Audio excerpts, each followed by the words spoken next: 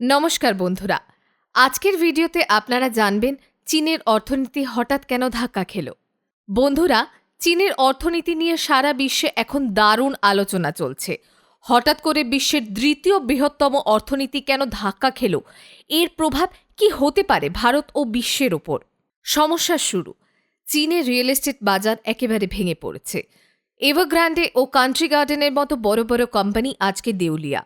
তরুণ বেকারত্ব 20%-এরও বেশি ছুঁয়েছে। বিনিয়োগকারীরা আতঙ্কে মার্কেট থেকে টাকা তুলে নিচ্ছে। বৈশ্বিক প্রভাব, চীন বিশ্ব বাণিজ্যের 1/4 ধরে রাখে। অর্থনীতি ধাক্কা খেলে সরবরাহ চেইনের সমস্যা হবে।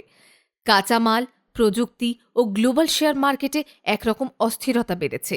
বিশেষজ্ঞরা বলছেন এটি একটি নতুন গ্লোবাল স্লোডাউন শুরু হতে পারে।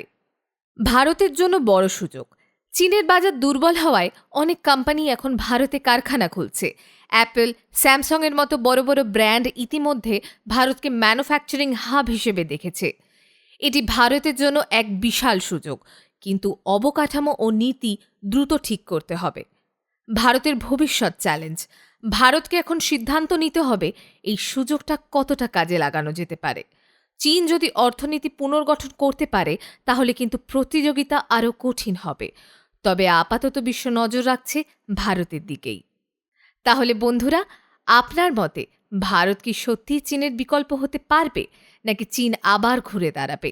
কমেন্টে জানাতে ভুলবেন না। আর ভিডিওটি ভালো লাগলে অবশ্যই লাইক, শেয়ার অ্যান্ড সাবস্ক্রাইব করুন।